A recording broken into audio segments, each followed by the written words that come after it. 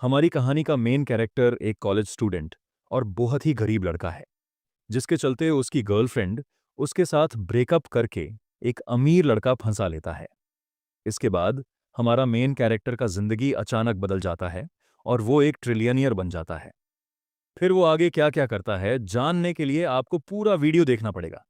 कहानी शुरू होती है हमारी मेन कैरेक्टर से, जिसका नाम लीन शिन है। लीन शिन उत्साह से भरा अपनी 1 महीने की सालगिरह मनाने जा रहा है। हाथों में फूल लिए वह अपनी गर्लफ्रेंड को दिल से कहता है, लियू चेंग, मैं तुमसे बहुत प्यार करता हूँ, और पूछता है कि वे इस खास दिन को कहाँ मनाएंगे। लेकिन उसकी उम्मीदों के बिल्कुल उलट, लड़की शांत और ठंडे स्वर में उसका नाम लेकर कहती है कि वो अब यह रिश्ता आगे नहीं बढ़ा सकती। धूप से भरे साफ आसमान के नीचे वह आत्मविश्वास से भरी, बिना किसी झिझक के यह कहती है कि उन्हें ब्रेकअप कर लेना चाहिए।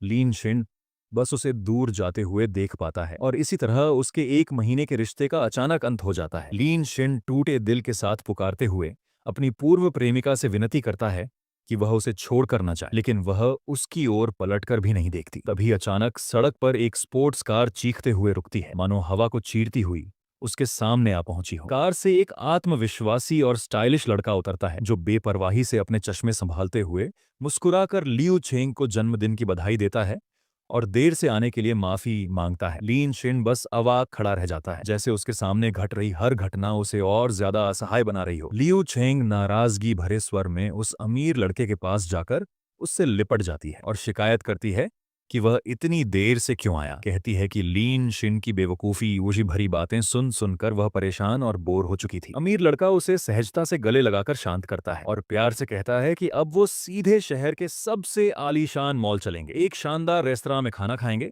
और उसके लिए कोई महंगा सा तोहफा भी खरीदेंगे। फिर वह लीन शिन की ओर घमंडी नजर डालते हुए व्यंग्य में कहता है कि खूबसूरत लड़कियां हासिल करने के लिए पैसे की जरूरत होती है। वह तिरस्कार से उसे देखते हुए पूछता है कि क्या लीन शिन सच में सोचता है कि वह इस लड़की के काबिल है। उसकी बाहों में समाई लड़की मुस्कुराते हुए उसके साथ आगे बढ़ जाती है, जबकि पीछे खड़ा लीन शिन यह सब चुपचाप देखता रहता है। दिल टूट चुका, लेकिन कुछ कह पाने की ताकत तक नहीं बची। लीन शिन चुपचाप सड़क पर चलता जा रहा था। हाथ में पकड़ा हुआ वह छोटा सा उपहार अब बिल्कुल बेमानी लग रहा था। उसके गुजरते ही कुछ छात्र फुसफुसाते हुए उसका मजाक उड़ाने लगते हैं। कहते हैं, देखो वो लीन शिन है, पूरे स्कूल का जाना पहचाना लड़का जो अपनी गर्लफ्रेंड को खुश करने के लिए कुछ भी कर देता था। वे हंसते हुए बताते हैं कि उसे पाने के लिए वह रोज पार्ट टाइम काम करता था, ओवर टाइम तक करता था, सिर्फ इसीलिए कि वह उसके लिए छोटी छोटी चीजें खरीद सके। लेकिन नतीजा, एक अमीर लड़का उनके सामने ही उसकी गर्लफ्रेंड छीन ले गया। आखिरकार पैसा ही सब कुछ है और वो दोनों तो अमीर हैं। इन तानों और तिरस्कार के बीच लीन शिन के कदम लड़खड़ा जाते हैं। वह घुटनों के बल गिर पड़ता है और उसके मन में वही कड़वा सवाल गूंजता है, क्यों ऐसा हुआ? क्या सिर्फ इसीलिए कि वह गरीब है? लोग उसे ऐसा समझते हैं जैसे वह किसी के पैरों में लिपटने वाला इंसान हो। लीन शेन घुटनों के बल बैठ जाता है, टूटे हुए फूलों को देखते हुए सोचता है कि क्या उसके दिल की कोई कीमत ही नहीं? क्या उसे इस तरह कुचला जा सकता है? उसके अंदर अब तक दबा हुआ दर्द अचानक फट पड़ता है। वह थरथराती आवाज में खुद से पूछता है कि इतने सालों से वह दूसरों के लिए खुद को झुकाता रहा, हर बात में समर्पित रहा, आखिर किस लिए? इसका उसे मिला क्या? गुस्से, अपमान और टूटे विश्वास की आग उसके भीतर लपटों की तरह उठती है। उसकी आंखों में कड़वा दृढ़ संकल्प चमकता है और वह दांत भींचकर कसम खाकर कहता है, मैं अब कभी किसी से प्यार नहीं करूंगा। तभी एक तेज उजाला चारों ओर फैलता है, मानो आकाश से कोई अदृश्य शक्ति उतर रही हो। अचानक एक यांत्रिक ध्वनि गूंजती है, डिंग शेनहाओ काउंटर अटैक सिस्टम अभी शुरू हो रहा है। इसके साथ ही रोशनी और भी तीव्र हो जाती है और सूचना फिर सुनाई देती है, सिस्टम बाइंडिंग पूर्ण। एक पारदर्शी स्क्रीन उभरकर सामने आती है, जिस पर जानकारी लिखी होती है, नाम लिन शिन, उम्र 22, counter attack amount trillion yuan coin, निजी संपत्ति 138 युआन, ताकत लेवल 1, कुशलता लेवल 1, शारीरिक क्षमता लेवल 1, बुद्धिमत्ता लेवल 1। लिन शिन हैरान होकर स्क्रीन को घूरता रह जाता है, उसकी आंखें फैल जाती हैं और वह अविश्वास में चिल्ला उठता है, काउंटर अटैक गोल्ड, ट्रिलियंस। धड़कनें तेज हो जाती हैं और वह दोबारा पुकार उठता है, सिस्टम। लिन शिन के हाथ में अचानक एक अजीब सी सुनहरी कार्ड प्रकट होती है, जिसके अंदर मानो असीमित शक्ति भरी हो। उसी समय सिस्टम की आवाज गूंजती है, इस कार्ड में ट्रिलियंस की संपत्ति मौजूद है, होस्ट जहां चाहे बेझिझक खर्च कर सकता है, आप जितना भी खर्च करेंगे उसका 1% आपकी व्यक्तिगत संपत्ति में बदल जाएगा। लिन शिन की आंखें अविश्वास में फैल जाती हैं, ट्रिलियंस? क्या मैं सच में ट्रिलियंस खर्च कर सकता हूं? सिस्टम शांत स्वर में उत्तर देता है, हाँ, लेकिन ध्यान रखें, काउंटर अटैक इवेंट्स में लड़कियों पर होने वाला खर्च ही काउंटर अटैक धन माना जाएगा। इनके अलावा आपकी व्यक्तिगत जरूरतों पर खर्च किया गया धन केवल आपकी निजी संपत्ति बढ़ाने में काम आएगा। लिन शिन कार्ड को देखकर गहरी सांस लेता है और बुदबुदाता है, कमाल है, मेरी निजी संपत्ति तो सिर्फ 138 है। इसका मतलब ये सारा काउंटर अटैक गोल्ड ही असली शक्ति है। जितना ज्यादा मैं इसे खर्च करूंगा उतनी ही जल्दी मेरी संपत्ति भी बढ़ेगी। लिन शिन खड़ा हो जाता है और तेज कदमों से आगे बढ़ता है। भीतर एक नई ऊर्जा उमड़ रही होती है। कार्ड को कसकर थामे उसके चेहरे पर आत्मविश्वास की हल्की मुस्कान उभरती है। धीरे से वह खुद से कहता है, काउंटर अटैक अब शुरू होता है। उसके चारों ओर एक प्रबल आभा फैलने लगती है, मानो भाग्य स्वयं उसके पक्ष में मुड़ने वाला हो। ईडा कमर्शियल डिस्ट्रिक्ट की चहल पहल के बीच लिन शिन घूमते हुए अपने मन में सोचता है, मुझे इसे परखने के लिए किसी को तो खोजना ही होगा। उसकी नजरें चारों ओर घूमती हैं। भीड़ लंबी कतार में खड़ी है। वाह, इतने लोग मिल्क टी के लिए लाइन में लगे हैं। वह आगे बढ़ता है और तभी उसका ध्यान अचानक सामने खड़ी एक लड़की पर जाता है, जिसके कारण वह कुछ पल के लिए ठिठक जाता है। ये उसकी सोच रुक सी जाती है, मानो अचानक उसे कोई अवसर दिख गया हो। फिर वो मन ही मन कहता है, यही है लुओ याशी, लियू चेंग की रूममेट। उसी क्षण एक हल्की सी इलेक्ट्रॉनिक घंटी बजती है, डिंग, और सिस्टम की आवाज गूंजती है। उच्च स्तर की महिला का पता चला, काउंटर अटैक मिशन सक्रिय किया जा रहा है। लुओ याशी शालीनता से ऊंची स्टूल पर बैठी है, हल्के नीले रंग की फिट ड्रेस में, अपने फोन पर नजर जमाए हुए। उसके लंबे काले बाल कंधों पर लहराते हैं और वह पूरी तरह शांत, आत्मविश्वासी और आकर्षक नजर आती है। सिस्टम तुरंत उसकी जानकारी प्रदर्शित करता है। नाम लुओ याशी, उम्र 21 वर्ष, कद 167 सेंटीमीटर, वजन 46 किलोग्राम। फिर सिस्टम समझाता है कि जब होस्ट के प्रति उसकी अनुकूलता 90% से अधिक हो जाएगी तो काउंटर अटैक मिशन में उपयोग किया गया 10% गोल्ड होस्ट की व्यक्तिगत संपत्ति के रूप में लौट आएगा, और यदि अनुकूलता 100% तक पहुंच गई तो न केवल उसका होस्ट से संबंध बदल जाएगा बल्कि उनकी आपसी स्थिति भी पूरी तरह परिवर्तित हो जाएगी। लुओ याशी अपने फोन में व्यस्त बैठी होती है कि तभी लिन शिन उसे पुकारता है, लुओ याशी, क्या तुम्हारे पास थोड़ा टाइम है? सिस्टम तुरंत दिखाता है कि उसकी वर्तमान पसंदगी का स्तर -20% है। वह नजर उठाती है और सामने खड़े व्यक्ति को पहचानकर हल्का सा हैरान होती है। वह पूछती है, लिन शिन, तुम यहाँ कैसे? लिन शिन मुस्कुराते हुए पास आता है और चुटकी लेते हुए कहता है कि क्या वह फिर से उसकी मदद से लियू चेंग को पटाना चाहता है। वह उसे सलाह देती है कि अब उस लड़की को भूल ही जाना चाहिए क्योंकि उसने पहले ही एक अमीर घराने का नया बॉयफ्रेंड ढूंढ लिया है। लिन शिन तुरंत हंसकर कहता है कि वह यहाँ उसके लिए नहीं आया है, बस उसे एक कप मिल्क टी पिलाने आया है। उसके चेहरे पर एक शांत लेकिन चालाक सी मुस्कान उभरती है, मानो उसके मन में पहले से ही कोई योजना हो, और वह सोचता है, चलो इस पर ही आजमाते हैं। लिन शिन के मिल्क टी पिलाने के प्रस्ताव पर लुओ याशी चौंक जाती है। वह थोड़ा असहज होकर कहती है कि वे दोनों एक दूसरे को इतना भी नहीं जानते कि वह उसकी दावत स्वीकार कर ले। लिन शिन मुस्कुराते हुए उसे समझाने की कोशिश करता है कि यह मिल्क टी काफी मशहूर है, और ऊपर लगे बोर्ड की ओर इशारा करता है जहां महंगी डायरी मिल्क टी का विज्ञापन चमक रहा है। हर दिन केवल 200 कप और कीमत सामान्य लोगों की पहुंच से कहीं बाहर। लुओ याशी हल्के व्यंग्य के साथ उसकी ओर देखती है और कहती है कि इस एक कप चाय की कीमत शायद उसके 10 दिनों के खाने के बराबर होगी। वह सीधा सवाल करती है, क्या वह इसे सच में अफोर्ड कर सकता है? भीड़ के बीच से कुछ लोग नाराज होकर बोल उठते हैं कि अगर उसे चाय खरीदनी है तो लाइन में खड़ा हो, क्योंकि वे भी अपनी बारी के लिए कतार में खड़े हैं। दूसरी ओर एक लड़की शिकायत करती है कि उसे तस्वीरें खींचकर वीचैट पर डालनी है, इसलिए समय बर्बाद न किया जाए। लिन शिन शांत लेकिन आत्मविश्वास भरी आवाज में सभी को रोकता है और कहता है कि कोई जल्दी न करे, बस एक पल उसके लिए इंतजार कर लें। वह आगे बढ़कर काउंटर पर खड़ी कर्मचारी से पूछता है कि अभी कितने कप मिल्क टी बची हैं। कर्मचारी जवाब देती है कि इस समय करीब 180 कप उपलब्ध हैं। लिन शिन उस उत्तर को सुनकर संतोष भरी मुस्कान के साथ केवल एक शब्द कहता है, ठीक है। लिन शिन बिना हिचकिचाए घोषणा करता है कि वह उपलब्ध सभी 180 कप मिल्क टी खरीदना चाहता है। उसका यह अचानक किया गया फैसला वहां मौजूद सभी लोगों को स्तब्ध कर देता है। वह भीड़ की ओर मुड़कर कहता है कि जिसे भी चाय चाहिए बेझिझक ले सकता है, बस इसे ऐसे समझें कि यह सब लुओ याशी की ओर से सबके लिए दावत है। उसकी बात सुनकर आसपास खड़े लोग हैरानी से चिल्ला उठते हैं। लुओ याशी भी दंग रह जाती है। वह उसे चेतावनी देती है कि इतने सारे कपों की कीमत लाखों तक पहुंचती है, क्या वह सच में यह सब कर रहा है? लेकिन लिन शिन बिल्कुल शांत और दृढ़ नजर से कैशियर की ओर कार्ड बढ़ाता है और कहता है, बहन कार्ड स्वाइप कर दीजिए। लेन देन पूरा होते ही स्क्रीन पर रकम की पुष्टि झिलमिलाती है। 39,800 का ट्रांजैक्शन सफलतापूर्वक पूरा हो गया। तभी माहौल में हलचल फैल जाती है। लड़का मुस्कुराते हुए अपना फोन उठाता है और आत्मविश्वास से कहता है कि सबके लिए जल्दी जल्दी पैक कर दें ताकि किसी को ज्यादा इंतजार न करना पड़े। दुकान की कर्मचारी घबराए हुए अंदाज में तुरंत हामी भरती है और काम में लग जाती है। सामने मेज पर रखे अनगिनत कप चमकते हुए सबका ध्यान खींच लेते हैं और आसपास खड़े लोग इस नज़ारे को देखकर दंग रह जाते हैं। भीड़ आश्चर्य से भर उठती है कि वह सचमुच इतने सारे कप खरीद चुका है। कुछ लोग हैरानी जताते हैं कि क्या अमीर लोगों को भी दोस्तों की कमी होती है, जबकि कुछ उसकी तारीफ में चीख उठते हैं कि वह कितना हैंडसम है। सभी मिलकर उसकी इस हरकत को बेहद तेज तर्रार मानते हैं और यहाँ वहाँ यह चर्चा भी शुरू हो जाती है कि क्या वह लुओ याशी से प्यार करने लगा है। इस सब के बीच लुओ याशी हैरान और थोड़ी शर्माई हुई सी खड़ी रहती है। उसके चेहरे पर हल्की लाली उभर आती है और उसकी पसंदगी का स्तर +1 बढ़ने का संकेत दिखाई देता है। वह कुछ बोल नहीं पाती और बस स्तब्ध नजर आती है। लीन शिन लुओ याशी की ओर देखकर अनुरोध करता है कि क्या वह उसकी एक मदद कर सकती है। लुओ याशी थोड़ा चौंक कर पूछती है कि उसे कैसी मदद चाहिए। अचानक वह उत्साहित होकर बताता है कि उसकी मदद यह है वह उसके साथ पैसे खर्च करे। उसके इस अजीबोगरीब अनुरोध के बाद दृश्य एक शानदार चमकती हुई इमारत की ओर बदल जाता है, मानो वे अब किसी महंगे शॉपिंग स्थान की ओर बढ़ रहे हों। दुकान में एक महंगा गुलाबी हैंडबैग चमकते हुए रखा है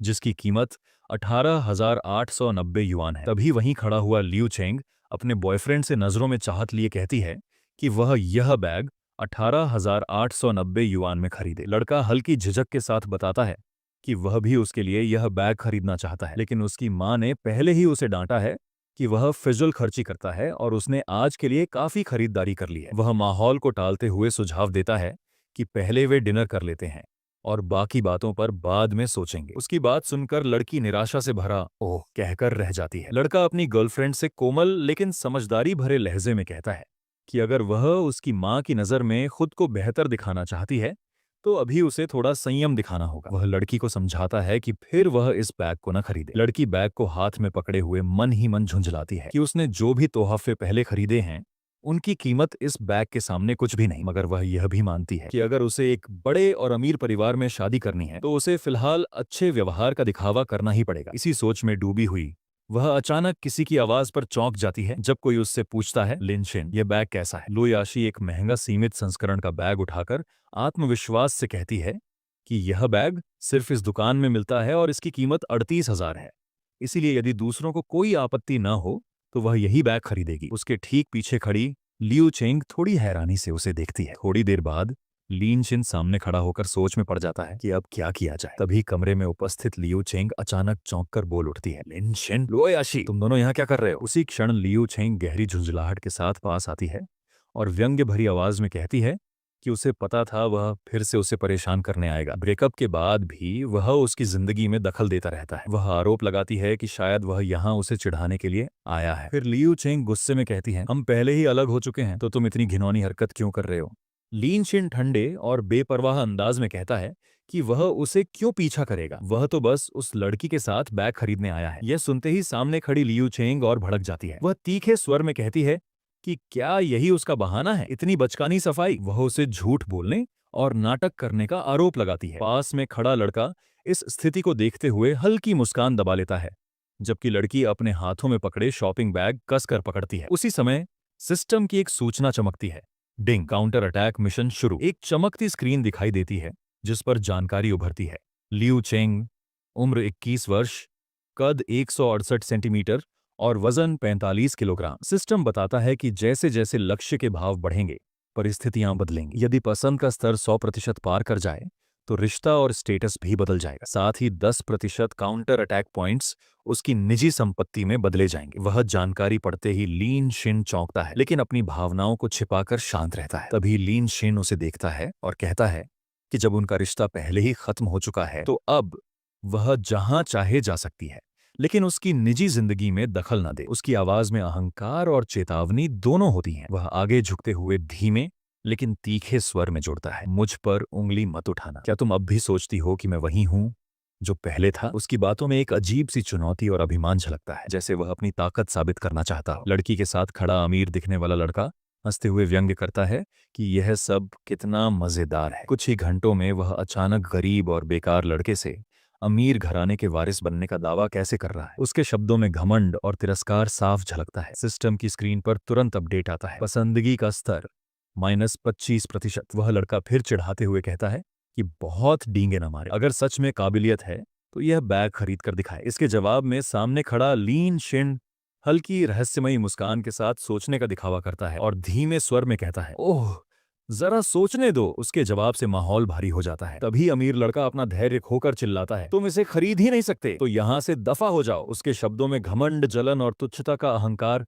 साफ झलकता है। लीन शिन अचानक आत्मविश्वास भरी मुस्कान के साथ हंसते हुए कहता है कि सिर्फ एक बैग खरीदना तो बिल्कुल भी काफी नहीं है। स्टाफ को संबोधित करते हुए वह शांत लेकिन अधिकारपूर्ण आवाज और फिर बिना किसी झिझक के हाथ उठाकर इशारा करता है और आदेश देता है, मैडम कृपया सारे पैक कर दीजिए। उसके शब्द सुनते ही दुकान की कर्मचारी हैरानी में सांस रोक लेती है और पास खड़ी लू याशी भी चौंक जाती है। उसकी आंखों में हैरानी और उलझन साफ नजर आती है, लेकिन लीन शिन बिना रुके गर्व और चुनौती के साथ एक बार फिर दोहराता है, मैं इन्हें खरीदूंगा। अब माहौल पूरी तरह बदल चुका होता है। जहां पहले उसका मजाक बनाया जा रहा था, अब वही लोग अविश्वास में उसे देखते रह जाते हैं। उजाला एक पल में ठहर जाता है। कमरे में मौजूद सबके चेहरे पर हैरानी जम जाती है, मानो उन्होंने कभी कल्पना भी नहीं की थी। एक और महिला की सांस अटक जाती है, उसकी आंखें कांपती हैं और होंठ हल्के से खुल जाते हैं, जैसे शब्द बाहर आना चाहते हो पर निकले नहीं। उसके चेहरे पर घबराहट साफ दिखती है और फिर लियू चेंग का विस्फोट होता है। उसकी आंखें चौड़ी, आवाज तेज, क्रोध और अविश्वास का मिश्रण। वह चीख उठती है, मानो किसी ने उसकी दुनिया ही उलट दी हो। लीन शिन आत्मविश्वास से मुस्कुराते हुए दुकानदारों से कहता है, सब पैक कर दो। उसके शब्द सुनकर पास खड़ी लुओ याशी चौंक जाती है। उसकी आंखें फैल जाती हैं, मानो विश्वास ही न हो कि वह सच में इतना सब खरीद रहा है। आसपास खड़े लोग भी आश्चर्य से उनकी ओर देखने लगते हैं। कुछ देर बाद एक बिक्री प्रबंधक विनम्र मुस्कान के साथ उसके सामने भुगतान मशीन बढ़ाते हुए कहती है, सर कुल राशि 11.32 मिलियन है। उसके पीछे खड़ी कर्मचारी भी उत्साहित और प्रभावित नजर आ रही हैं, जैसे यह खरीद उनके लिए किसी बड़ी घटना से कम ना हो। फिर वो अमीर लड़का ताने मारता है कि अगर वह सचमुच सब कुछ खरीद ले तो वह कसम खाता है कि अभी वहीं गंद खा लेगा। यह सुनकर लियू चिंग गुस्से और हैरानी में डांटती है, लीन शिन क्या तुम पागल हो? मानो उसे उसकी समझ पर शक हो। तभी भुगतान मशीन की आवाज आती है, कार्ड सफलतापूर्वक स्वाइप हो चुका है। कुल राशि 11.32 मिलियन युआन दर्ज होती है। लीन शिन शांत चेहरे के साथ कार्ड लेता है, मानो उसके लिए यह कोई बड़ी बात ही ना हो। आसपास खड़े लोग उसकी क्षमता देखकर दंग रह जाते हैं। लीन शिन उसकी तारीफ करते हुए कहता है कि उसने कभी नहीं सोचा था कि वह इतना सक्षम हो सकता है। मुझे नहीं पता था कि वांग शाओ में इतना टैलेंट है। इसने सच में मेरी आंखें खोल दी। तो अब हमें उस अमीर लड़का का नाम पता चल चुका है। उसका नाम है वांग शाओ। दूर खड़ी लुओ याशी ये सब देखकर पूरी तरह मंत्रमुग्ध हो जाती है। उसके चेहरे पर आश्चर्य, प्रशंसा और हल्की सी लज्जा मिलकर चमक उठती है, जैसे उसने सामने किसी चमत्कार को होते देख लिया हो। वांग शाओ की चुनौती सच साबित होते ही उसका चेहरा डर, शर्म और सदमे में जम जाता है, मानो उसे अपने ही शब्दों पर पछतावा हो। उसके बगल में खड़ी लियू चेंग भी अविश्वास में चीख उठती है। आसपास खड़े लोग इस नजारे को देखकर एकदम स्तब्ध रह जाते हैं। उधर लुओ याशी का दिल खुशी से भर उठता है। वह बेहद प्यारी आवाज में कहती है कि वह कितना दयालु है। जैसे जैसे उसकी भावनाएं बढ़ती हैं, उसके मन में लीन शेन के लिए पसंदगी का स्तर +20% बढ़ जाते हैं, मानो उसकी प्रशंसा लगातार कई गुना हो रही हो। लुओ याशी की टोटल पसंदगी का स्तर बढ़कर 42% हो जाते हैं, जबकि लियू चेंग की पसंदगी का स्तर +10% बढ़ने का संकेत दिखाई देता है। लीन शिन मुस्कुराते हुए सहज ढंग से खड़ा है। लुओ याशी गले लगाकर बोलती है कि उसके जैसे लड़के ही सच्चे होते हैं, जो सिर्फ दिखावा नहीं करते बल्कि जरूरत पड़ने पर बिना हिचक खर्च भी करते हैं। दूसरी तरफ खड़ा वांग शाओ यह सब देखकर दांत पीसते हुए बौखला जाता है, चिल्लाता है कि आखिर उसके पास इतना पैसा आया कहां से। वांग शाओ हकलाते हुए अपना बचाव करने की कोशिश करता है, लेकिन लियू चेंग उसे रोकते हुए अहंकार से कहती है कि वे उन लोगों जैसे नहीं हैं जो नई नई अमीरी पाकर हर जगह दिखावा करते फिरते हैं। वह खुद को असली अमीर घराने की दूसरी पीढ़ी बताकर दावा करती है कि ऐसे लोग हमेशा नीची प्रोफाइल रखते हैं और यूं बेहूदगी नहीं करते। तभी अचानक एक भारी भरकम गुस्से से भरी महिला जोर से वांग शाओ को पुकारती है। उसकी आवाज सुनते ही वांग शाओ का चेहरा फक पड़ जाता है। वह घबराकर पूछता है, बहन तुम यहाँ क्या कर रही हो? मानो उसे पता हो कि स्थितियां अब उसके लिए और भी मुश्किल होने वाली हैं। उसकी बड़ी बहन गुस्से से कांपती आवाज में वांग शाओ पर झपट पड़ती है और जोरदार एक थप्पड़ मार के चिल्लाते हुए कहती है, हरामखोर, यहाँ कर क्या रहा है तू? थप्पड़ की ताकत से वह लड़खड़ा जाता है और उससे पहले कि वह कुछ समझ पाए, उसकी बड़ी बहन अपने गुस्से में उसे खरी खोटी सुनाना शुरू कर देती है। वह कहती है कि उसने उसके लिए कपड़े खरीदे, जूते दिलाए, घड़ी तक दी, यहाँ तक कि गाड़ी भी उधार दी, और वह उसके भरोसे का बदला यह दे रहा है कि किसी दूसरी औरत के साथ इधर उधर घूम फिर रहा है। उसके शब्दों में तिरस्कार टपक रहा है, मानो वह उसे इंसान भी नहीं समझती। अगले ही पल वांग शाओ जोर से धक्का खाकर जमीन पर जा गिरता है। उसके कपड़े बिखर जाते हैं जूता एक तरफ उड़ जाता है। वह घुटनों के बल शर्म और डर में कांप रहा है, जैसे समझ नहीं पा रहा कि अब इससे बचने का कोई रास्ता है भी या नहीं। वांग शाओ घुटनों के बल गिरकर गिड़गिड़ा रहा है। उसकी आवाज कांप रहा है। वो बोल रहा है, सिस्टर वेन, मुझे माफ कर दो, सच में माफ कर दो। उस औरत ने ही मुझे फुसलाया था, मैं तो बस बहक गया। वह एक हाथ से वेन की टांग पकड़कर दूसरे हाथ की उंगली उठाता है और जोर देकर कहता है, मेरे दिल में तो सिर्फ तुम ही हो, प्लीज यकीन करो मुझ पर। दूर खड़ी लियू चेंग डर के मारे ये सब देख रही है, जैसे उसे पता है कि इस सब के पीछे वही वजह है। लियू चेंग हैरानी से उसका नाम दोहराती है, वांग शाओ, मानो उसे यकीन ही ना हो कि वह वही व्यक्ति है। पीछे खड़े लोग इस तमाशे को देखकर हंसी दबा नहीं पा रहे। कुछ मजाक उड़ाते हैं कि वह दिखने में ही नहीं, हरकतों में भी बिल्कुल कुत्ते जैसा निकला, जबकि दूसरे तंज कसते हैं कि उसकी पसंद तो वाकई गजब की है। माहौल में अचानक उभरी फुसफुसाहटें और ठहाके पूरे दृश्य को और भी असहज बना देते हैं, और महिला की उलझन और बढ़ जाती है। गुस्से से भरी उसकी बहन तेज कदमों से आगे बढ़ती है और ठंडे कटु स्वर में ऐलान करती है कि वह उसे तभी माफ करेगी जब वह जाकर उसको जोरदार थप्पड़ मारे। वह साफ कह देती है कि अगर उसने ऐसा नहीं किया तो उनका रिश्ता उसी वक्त खत्म समझे। यह सुनकर लियू छेंग सन्न रह जाती है, जबकि घुटनों पर पड़ा वांग शाओ और भी घबरा उठता है। अचानक माहौल तनाव से भर जाता है। वांग शाओ घबराहट और हड़बड़ी में आगे बढ़ते हुए ऐसा कदम उठा देता है जिसकी किसी ने उम्मीद नहीं की थी। तेज हरकत में उसकी ओर बढ़ता हाथ देखकर लियू चेंग की आंखें डर और अविश्वास से फैल जाती हैं, जैसे सब कुछ एक ही पल में बिखर रहा हो। देखते ही देखते उसकी गाल पर एक जोरदार तमाचा पड़ता है। छुटते ही तेज झटके से लियू चेंग जमीन पर गिर पड़ती है। दर्द और सदमे से उसकी सांस अटक जाती है। वह संभलने की कोशिश ही कर रही होती है कि तभी गुस्से से भरा वांग शाओ उसके पास झुककर उसकी चैन पकड़ लेता है और ताने से भरे स्वर में उसे अपमानित करता है। वह उसे लालच में डूबी और दूसरे के प्रेमी को फंसाने वाली कहकर धिक्कारता है। उसकी उंगलियां उस सुनहरी चेन तक बढ़ता है और वह जोर से झटका देता है, यह दावा करते हुए कि यह हार उसी का है। इस अचानक खींच से लियू चेंग की आंखों में दर्द, डर और असहायता एक साथ भर जाते हैं, जैसे उसकी हर सीमा को रौंदा जा रहा हो। गिरी हुई लियू चेंग कांपती आवाज में उसका नाम पुकारती है। उसकी आंखों में उम्मीद और बेबसी एक साथ डगमगा रही है। सामने खड़ा लीन शिन और लुओ याशी इस पूरे दृश्य को देखकर ठिठक जाता है और वह उसे पहचान कर कुछ पल के लिए पूरी तरह स्तब्ध रह जाते हैं। वह लीन शिन का नाम लेती है और उसके पास जाकर लिपट जाती है। फिर लीन शिन झुंझलाकर पीछे हट जाता है। वो फिर से गिर जाती है और लीन शिन को पुकारती है, जैसे उससे किसी सहारे, किसी जवाब की उम्मीद कर रही हो। लीन शिन उसकी ओर मुड़कर देखता तो है, लेकिन उसके कदम उसके पास आने के बजाय पीछे हट जाते हैं। उसके दूर जाते ही लियू छेंग के चेहरे का रंग और भी उतर जाता है। वह जमीन पर टेक लगाए दर्द से भरी आंखों से उसे जाते हुए देखती रहती है। उसके होंठों पर सिर्फ एक टूटा सा नाम रह जाता है, उसी में उसकी आखिरी उम्मीद बसी होती है। लियू छेंग सिसकते हुए दौड़कर वहां से चली जाती है और उसके जाते ही लीन शिन के सामने पसंदगी का स्तर +1% बढ़ने की सूचना चमक उठती है। वह हैरान परेशान सोचता है कि अभी तो उसने उससे सख्ती से बात की थी, फिर भी उसकी अनुकूलता कैसे बढ़ गई। इसी बीच उस तरफ अफरा तफरी मची है। वांग शाओ की बहन उसकी कान पकड़ के उसको जबरदस्ती वहां से घसीटे हुए ले जा रही है। यह देखकर लोग आपस में फुसफुसाते हैं कि उन्हें पता ही नहीं था कि वांग शाओ इतना घटिया इंसान है और लियू चेंग तो वाकई बेचारी है। लीन शिन ये सब सुन रहा है। तभी लुओ याशी उसकी बांह पकड़कर उसके पास सट जाती है और कहती है, मुझे नहीं पता था कि वांग शाओ ऐसे इंसान है। लियू चेंग सच में बहुत बेचारी है। फिर लीन शिन सोच में पड़ जाता है, क्या वह उसे इस हालत में दिखाने के बाद नरम पड़ गई। लीन शिन हल्की सी मुस्कान के साथ बेपरवाही दिखाते हुए कहता है कि ऐसी लालची लड़की के लिए कोई सहानुभूति नहीं बनती, उसे भूल जाना ही बेहतर है और वे पहले जो कर रहे थे वही जारी रखें। यह सुनकर उसके पास खड़ी लुओ याशी के मन में तसल्ली की लहर दौड़ती है। उसे लगता है कि वह सचमुच लियू छेंग की परवाह नहीं करता। वह नरम स्वर में कहती है कि वह उसके प्रति इतना अच्छा है कि वह समझ ही नहीं पा रही कि उसकी इस कृपा का बदला कैसे चुकाए। लीन शिन शरारती लहजेने में कह देता है कि क्यों ना वह अपने शरीर से उसका एहसान चुका दे। यह सुनकर वह हड़बड़ा जाती है, उसे कोसती है और कहती है कि वह कैसी बेहुदा बातें कर रहा है, मगर उसके भीतर छिपी प्रतिक्रिया बिल्कुल अलग होती है। उसकी पसंदगी फिर से 10% बढ़ जाती है। अब उसकी पसंदगी का स्तर 62% तक पहुंच चुकी है और वह उत्साहित होकर कहती है कि अभी भी देर नहीं हुई है, वह उसके लिए भी कुछ खर्च कर सकती है। लीन शिन उसके अचानक उत्साह को देखकर उलझन में पड़ जाता है और केवल चुपचाप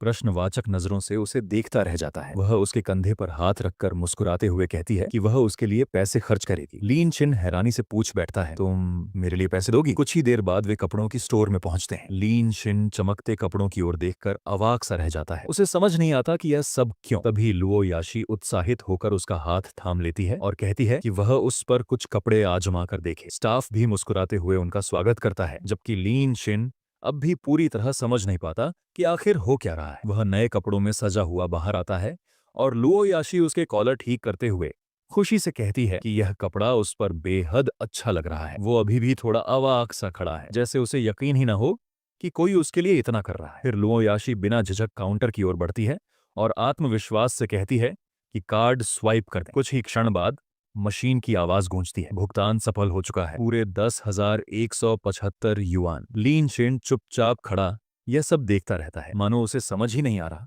कि वह किस तरह की मुसीबत या किस तरह की उदारता में फंस गया है। भारी पर्दों को हटाते हुए लीन शेन बाहर कदम रखता है। उसकी चाल आत्मविश्वास से भरी है, मानो पूरा कमरा उसी की ओर खींच गया हो। लंबा कोट उसके पीछे हल्के से लहराता है और उसका सधा हुआ पहनावा उसकी शख्सियत को और निखार देता है। उसकी उपस्थिति अचानक चारों ओर जैसे रोशनी भर देती है। उसे देखते ही पास खड़ी लड़कियां अनायास ही हैरानी और प्रशंसा से भर उठती हैं। उनकी आंखें फैल जाती हैं, होंठों पर आश्चर्य झलकता है और दिल में बस एक ही बात गूंजती है, वाह कितना सुंदर है। लुओ याशी के दिल में उसके लिए बढ़ती पसंद का एहसास चमक उठता है। उसकी पसंदगी का स्तर फिर से 10% बढ़ जाती है और टोटल पसंदगी का स्तर 72% हो चुका है। वह हैरानी से सोचती है कि उसने कभी कल्पना भी नहीं की थी कि वह इतना आकर्षक लगेगा। वह तो जैसे किसी छुपे हुए रत्न की तरह निकला। उसके मन में उसके प्रति लगाव तेजी से बढ़ता है और एक चंचल सी मुस्कान के साथ वह ठान लेती है कि जब लियू चेंग को इसकी कद्र नहीं तो वह खुद ही उसे पालेगी। उधर लीन शेन भी अपने रूप रंग को लेकर थोड़ी हैरानी में पड़ जाता है। उसे विश्वास नहीं होता कि वह इतना अच्छा दिख सकता है और वह समझता है कि यह बदलाव केवल उस सिस्टम की वजह से हुआ है। फिर भी उसे यह उम्मीद बिल्कुल नहीं थी कि लुओ याशी उसके लिए इतनी बड़ी रकम, लगभग 9 से 10 हजार खर्च कर देगी। फिर हम देखते हैं सोने जैसे लंबे लहराते बालों वाली लियू छेंग अचानक चौंक कर ऊपर देखती है, मानो किसी अप्रत्याशित दृश्य ने उसे एक पल के लिए स्तब्ध कर दिया हो। उसके हाथ में चल रहा ड्रायर थम सा जाता है और उसकी आंखें विस्मय से फैल जाती हैं। लुओ याशी उसे देखकर हैरानी से अपना मुंह में हाथ रख लेती है। उसकी नजरें चिंता और अविश्वास के बीच झूल रही हैं और वह घबराई हुई आवाज में पूछ बैठती है, क्या तुम्हारी चेहरा ठीक है? सुनहरे बालों वाली लियू चेंग नरम सी मुस्कान के साथ आश्वस्त होकर कहती है कि वह पूरी तरह ठीक है। वह महसूस करती है कि अगर लिन शिन ने वांग शाओ का असली चेहरा सामने न लाया होता तो वह अब भी अंधेरे में ही रखी जाती। इस एहसान को वह दिल से मानती है। लुओ याशी भी सहमति में सिर हिलाती है और बताती है कि लिन शिन की वजह से ही वह भविष्य में किसी वांग शाओ जैसे इंसान से बच पाई। उसके हाथ में पकड़ा महंगा बैग हल्का सा ऊपर उठता है और वह जिज्ञासा से पूछती है कि इसका क्या करना है। लियू चेंग उसकी ओर देखते हुए शांत स्वर में कहती है कि यह बैग लीन शिन ने उसके लिए खरीदा है, इसलिए उसे बिना झिझक स्वीकार कर लेना चाहिए। दोनों सहेलियां साथ हैं, एक के हाथ में बैग है, दूसरी उसके कंधे से लगी मुस्कुरा रही है। लियू चेंग चंचल अंदाज में कहती है कि अगर ऐसा है तो वह बेझिझक इसे रख लेगी। लुओ याशी थोड़ा हैरानी से बताती है कि उसे लगा था शायद वह इसे लेने में झिझकेगी, मगर लियू चेंग प्रेम से जवाब देती है कि वह क्यों झिझकेगी, आखिर वे अच्छी सच्ची बहनें हैं। माहौल हल्का है लेकिन अंदर ही अंदर गहरी भावनाएं उबल रही हैं। लियू चेंग के मन में एक तेज दृढ़ विचार उभरता है। वह खुद को याद दिलाती है कि लिन शिन के साथ उसका 1 महीने पुराना रिश्ता है और कोई बाहरी लड़की इसमें दखल नहीं दे सकती। उसके मन में तीखी ईर्ष्या की लहर उठती है और वह भीतर ही भीतर दावा करती है कि अब लिन शिन उसका है। इस बीच लीन शिन थका हारा बॉयज डॉर्मिटरी की ओर लौट रहा है। दिन भर लुओ याशी के साथ खरीदारी करते करते वह चूर हो गया है। वह सोच में पड़ जाता है कि क्या हर बार डॉग गोल्ड खर्च करने के बाद उसे यही झेलना पड़ेगा। थकान से भरे मन में एक लंबी सांस लेते हुए वह तय करता है कि उसे कोई और तरीका ढूंढना होगा। सीढ़ियों से कुछ छात्र हंसते बोलते नीचे उतर रहे हैं। उनमें से एक उत्साहित होकर कहता है, भाई श्यांग, इनाम के लिए धन्यवाद। नीचे खड़ा लीन शेन उन्हें देखकर मुस्कुराता है और गर्मजोशी से कहता है, हेलो सीनियर। तभी उनमें से एक लड़का मजाकिया अंदाज में बोलता है, अरे भाई लिन शेन, ये कपड़े जरूर बहुत महंगे होंगे, है ना?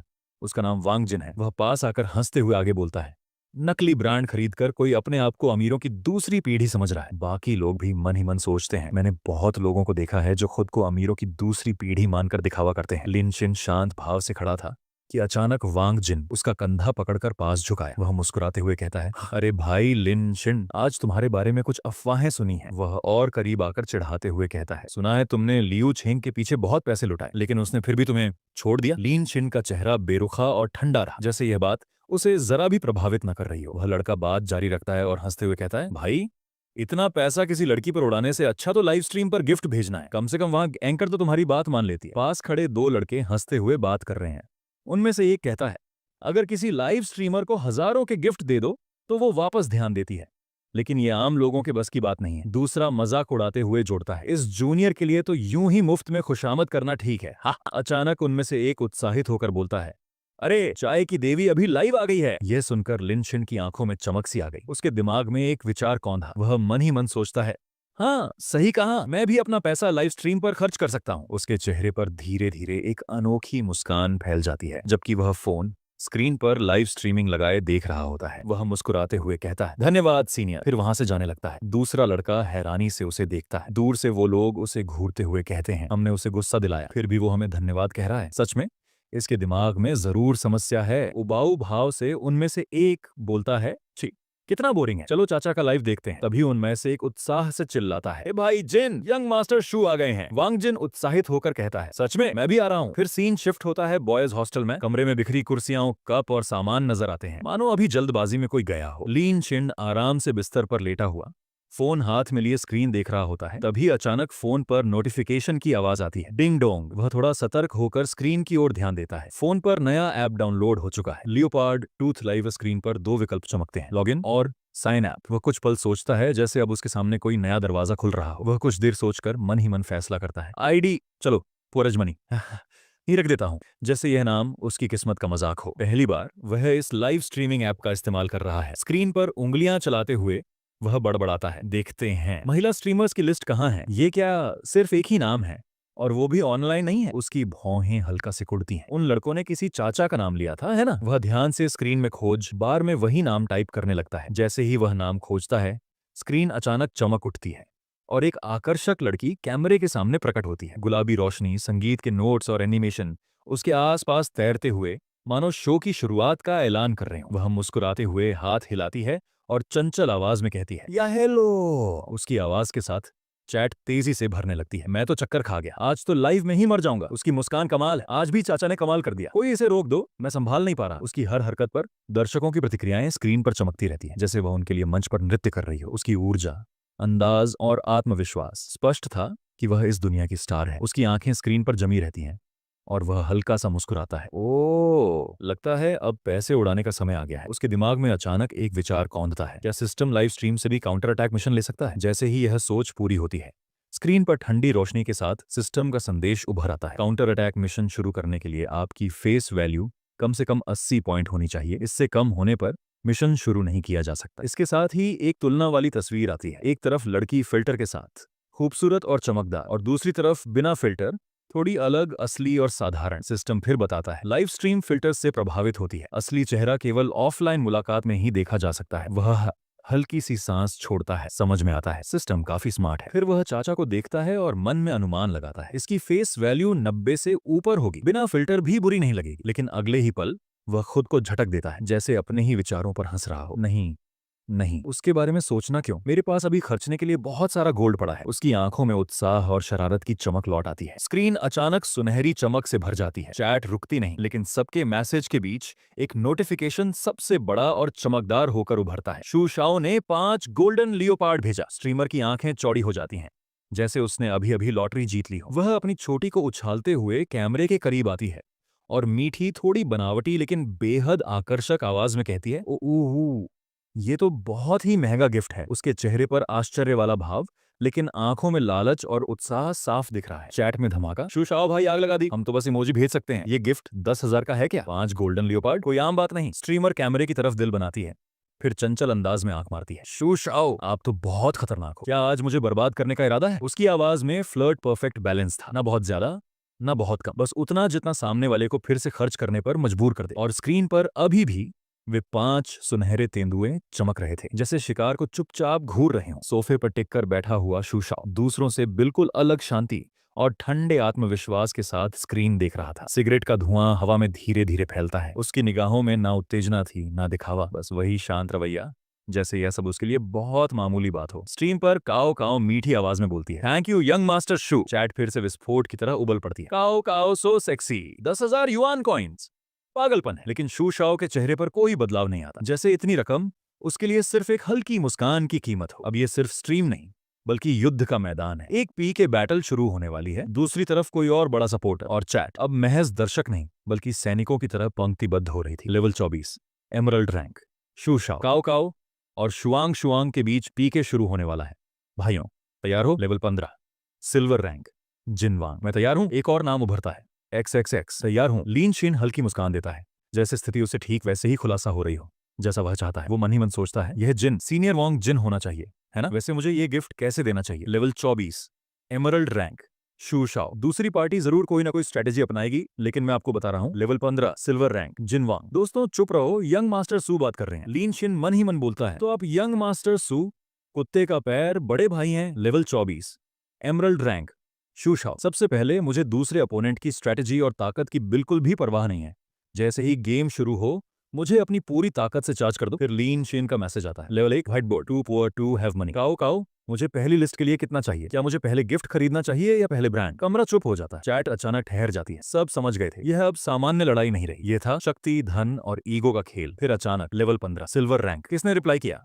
मैंने कहा ना, जब यंग मास्टर शू बोल रहे हैं तो चुप रहो। स्क्रीन पर वर्चुअल भीड़ में हंसी, डर और उम्मीदें मिलकर एक अजीब सा माहौल बना देती हैं। अब पूरा स्ट्रीम सिर्फ एक ही चीज की प्रतीक्षा कर रहा था, शू शाओ आगे क्या करेगा। जैसे ही पीके शुरू होने वाली होती है, चैट में माहौल अचानक ठंडा और भारी हो जाता है। Level 24 emerald rank. शू शाओ, काओ काओ, उसे बाहर निकालो। उसका लहजा आदेश जैसा था, न कोई संकोच न कोई सवाल, जैसे सारी स्ट्रीम उसी की निजी जमीन हो। उसके चेहरे पर हल्की नाराजगी और बोरियत का मिश्रण था। फोन स्क्रीन पर उसकी उंगलियां हल्के लेकिन दृढ़ता से टैप करती हैं, जैसे कह रही हों, मेरी मौजूदगी में बेकार लोग रहने की इजाजत नहीं। दूसरी तरफ काओ काओ, परफेक्ट पोस्चर, चमकते कैमरा सेटअप और सिजलिंग कॉन्फिडेंस के बीच अचानक उस मैसेज को पढ़कर जम जाती है। उसके भीतर दो आवाजें लड़ रही थीं। पीके शुरू होने वाला है और मैं जीतने के लिए सिर्फ शू शाओ पर भरोसा कर रहा हूँ। ये व्हाइट बोर्ड साफ तौर पर नया है और मुझे कभी कोई गिफ्ट नहीं भेजा। और शुआंग शुआंग के साथ पीके शुरू होने वाला है। मैं बहुत नर्वस हूँ। वह हल्की मुस्कान देती है, लेकिन आवाज में थोड़ी कंपी साफ सुनाई देती है। व्हाइट बोर्ड को बाहर निकाल दिया गया है। लीन शिन बिस्तर पर फैलकर लेटा फोन देख रहा है। अचानक जोर से हंस पड़ा। उसने सच में मुझे बाहर निकाल दिया। थोड़ी देर तक वह चुपचाप स्क्रीन को घूरता रहा, फिर हल्की सी सांस छोड़कर मन ही मन बोला, ठीक है तो मैं शुआंग शुआंग बॉस की लाइव स्ट्रीम ही देख लेता हूँ। दोनों स्ट्रीमर आमने सामने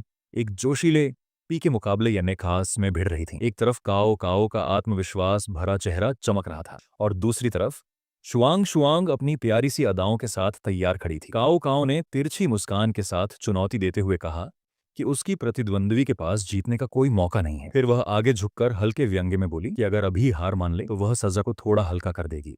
शुआंग शुआंग ने नाराज होकर हाथ बांध लिए और दृढ़ आवाज में पलटकर बोली कि उसके भी ढेरों फॉलोअर्स हैं, इसलिए उसे कम मत आंका जाए। उसने झुंझलाहट भरे अंदाज में सामने वाली की बकवास रोकते हुए कहा कि बेकार की बातें छोड़कर सीधे खेल शुरू किया जाए। लाइव स्ट्रीम का माहौल अचानक बेहद तेज और चमकदार हो गया। दर्शक लगातार गिफ्ट भेज रहे थे, किसी ने बैग, किसी ने गोल्डन एग, किसी ने फूल। काओ काओ अपनी परफॉर्मेंस के साथ पूरे जोश में थी। हर मूव पर उसके फैंस उत्साह से भर रहे थे। उधर शुआंग शुआंग भी पीछे हटने वाली नहीं थी। चेहरे पर आत्मविश्वास भरी मुस्कान लिए वह अपना प्रॉप उठाकर मजेदार अंदाज में चुनौती दे रही थी। चैट में दौड़ती टिप्पणियां बता रही थीं कि दर्शक इस मुकाबले को देखकर कितने रोमांचित हो चुके हैं। पीके का पहला चरण लगभग खत्म होने वाला था और दोनों तरफ से माहौल चरम पर पहुंच चुका था। काओ काओ आत्मविश्वास से दूध की बोतल उठाकर अपनी परफॉर्मेंस दिखा रही थी, जबकि शुआंग शुआंग भी उतने ही जोश में अपनी ऊर्जा भरी एक्टिंग दिखा रही थी। स्कोर तेजी से बढ़ रहा था। काओ काओ बहुत आगे निकल चुकी थी और दर्शक उत्साह में चीख रहे थे कि शुआंग शुआंग का प्रयास अब भी काफी नहीं है। चैट में हर तरह की टिप्पणियां बहने लगी। कुछ लोग शुआंग शुआंग को गिफ्ट भेजने की अपील कर रहे थे,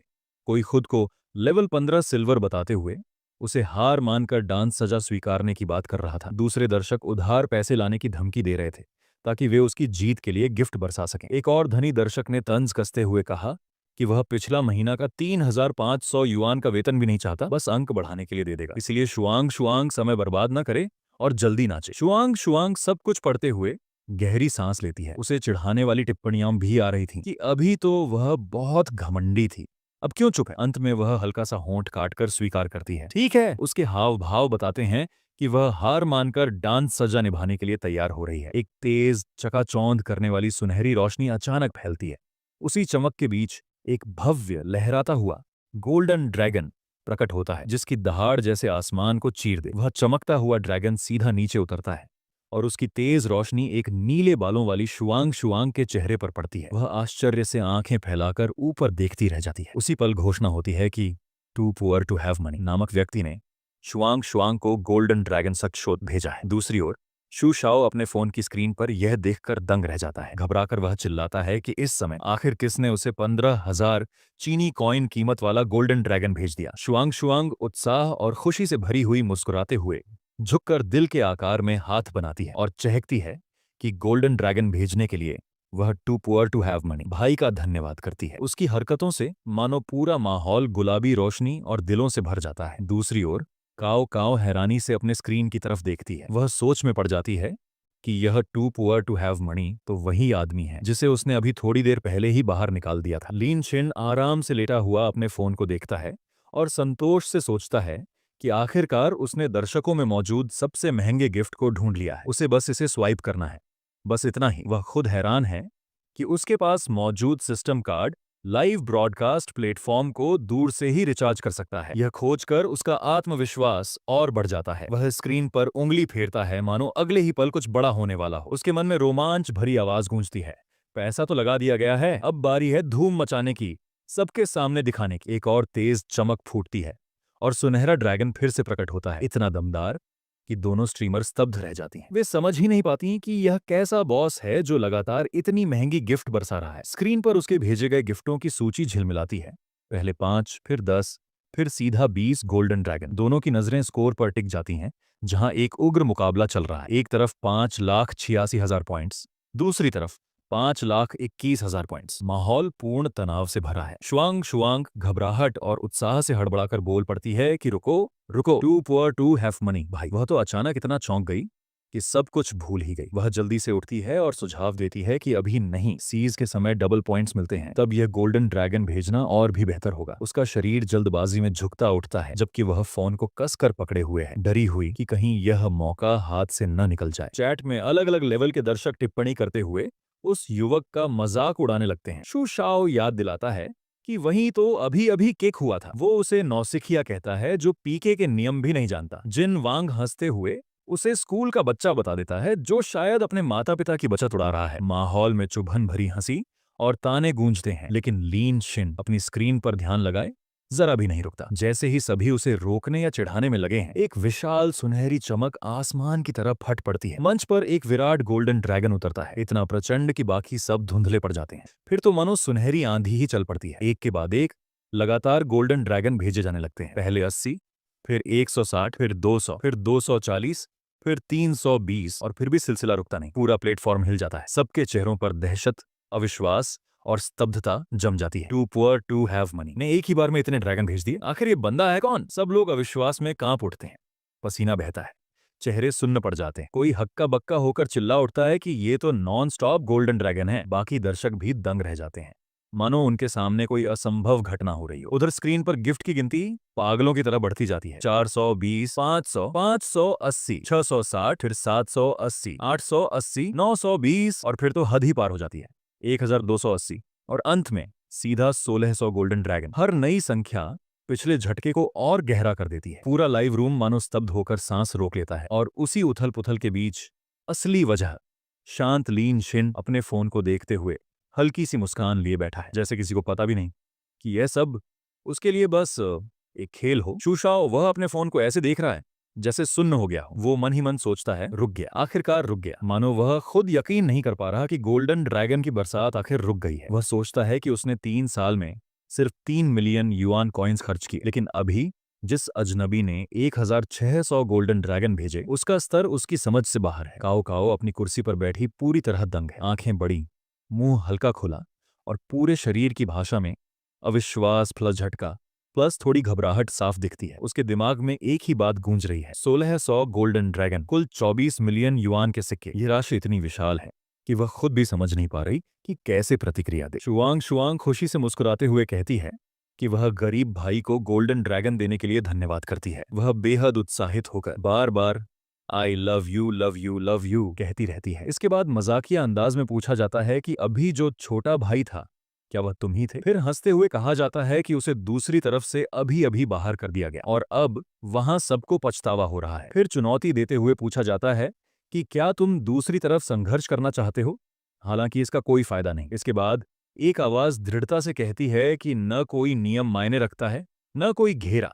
दुनिया में असली ताकत सिर्फ पैसे की है। अंत में लगातार दोहराया जाता है कि पैसा महान है, पैसा महान है, पैसा महान है, और दृश्य एक शांत विराम के साथ समाप्त होता है। सफेद बालों वाली शुआंग शुआंग तेज और हुक्म देने वाले अंदाज में चिल्लाती है कि काओ काओ लड़की, अब भी बैठी क्यों है?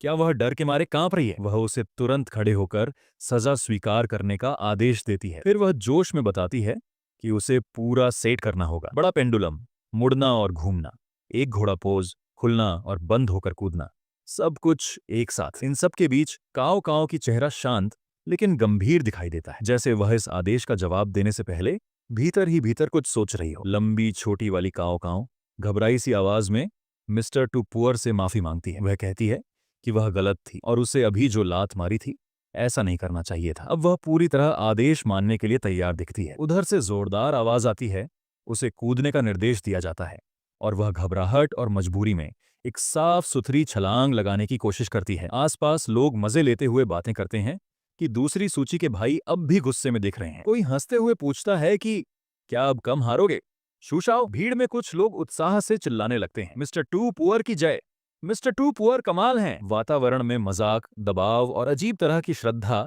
एक साथ घुली हुई महसूस होती है। काओ काओ भीतर ही भीतर झुंझलाती है कि अगर यह यंग मास्टर शू बीच में नहीं आया होता तो वे 1600 गोल्डन ड्रैगन उसी के होते। उसे लगातार हरकतें करते रहने का आदेश दिया जाता है। उसे कहा जाता है कि अभी तो कुछ मिनट ही हुए हैं, रुकना मत। जैसे ही वह थोड़ा थककर मेज के सहारे झुकती है, तुरंत टोक दिया जाता है कि आलस कर रही हो तो समय में 2 मिनट और जोड़ दिए जाएंगे। लगातार प्रयास करते करते वह हाँफने लगती है और थकान से कराहते हुए कहती है कि वह बहुत थक गई है। घोषणा होती है कि लेवल 27 का किंग, जिसे लोग मजाक में इतना गरीब कहते हैं कि उसके पास सिर्फ पैसा ही बचा है, मौजूद है। और स्थिति को संभालने के 3 तरीके बताए जाते हैं। या तो वे शूशाओ को बाहर निकालें, या शूशाओ खुद कमरे से चला जाए, या फिर वह 20 सेकंड में अकेले ही शहर पर हमला कर बैठे। लोग हैरानी से कहते हैं कि किंग क्लास तो बहुत कम लोगों के पास होता है, कुल 4 लोग ही इस स्तर पर हैं। सब उसकी चमक दमक देखकर दंग रह जाते हैं और कहते हैं कि वह सच में राजाओं जैसा दिखता है। दूसरे तुरंत सुधारते हैं कि नहीं, वह दिखता ही नहीं बल्कि वह सच में राजा कहलाने लायक है। लीन शिन राजसी अंदाज में आगे बढ़ता है, मानो सब पर अपना अधिकार दिखा रहा हो। मुकाबले में उसकी ताकत का अंतर साफ झलकता है। अंकों का फासला इतना ज्यादा है कि दूसरा पक्ष बेहद छोटा पड़ जाता है। कुछ ही पल बाद सिस्टम संदेश आता है कि लेवल 24 एमराल्ड यानी यंग मास्टर शू अब लाइव रूम छोड़ चुका है। चार्ट रूम एकदम हिल जाता है।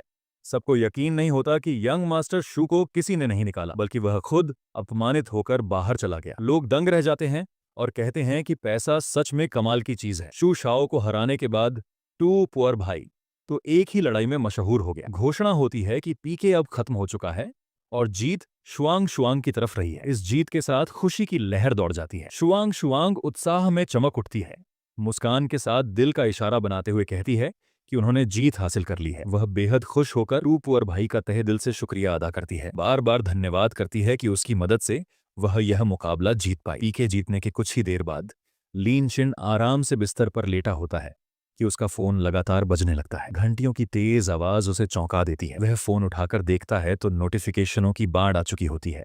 सैकड़ों लाइक, कमेंट, नए फॉलोअर्स और संदेश लगातार आते जा रहे होते हैं। सबसे पहले जिन वांग का लंबा चौड़ा माफीनामा दिखता है। वह शर्मिंदगी से भरा हुआ लिखा है कि उसने आंख मूंद कर उसका मजाक उड़ाया। अब वह दिल से माफी मांगता है और पूछता है कि क्या वह दोस्त बनने का मौका पा सकता है, या फिर मजाक में यह भी पूछ लेता है कि क्या उसे एक छोटा भाई चाहिए। इसके नीचे शुआंगेर का संदेश होता है जिसमें वह जीत में मदद करने के लिए दिल से धन्यवाद करती है। वह कहती है कि वह उसका एहसान नहीं चुका सकती। फिर हिचकिचाते हुए पूछती है कि क्या वह उसे वीचैट पर जोड़ सकती है, और अपना नंबर भी भेज देती है। अंत में काओ काओ का संदेश सामने आता है जो खुद को दोष देती हुई बताती है कि वह पहले ही यंग मास्टर शू को चार्ट रूम से निकालने वाली थी, लेकिन उसे उम्मीद नहीं थी कि वह खुद ही भाग जाएगा। वह बार बार माफी मांगती है और उससे क्षमा की उम्मीद करती है। फोन पर लगातार यूं ही संदेश आते रहते हैं और लीन शिन यह सोचकर हैरान रह जाता है कि एक ही मुकाबले ने रातों रात किस तरह सब कुछ बदल दिया। संदेशों की भीड़ में एक और नोटिफिकेशन आता है,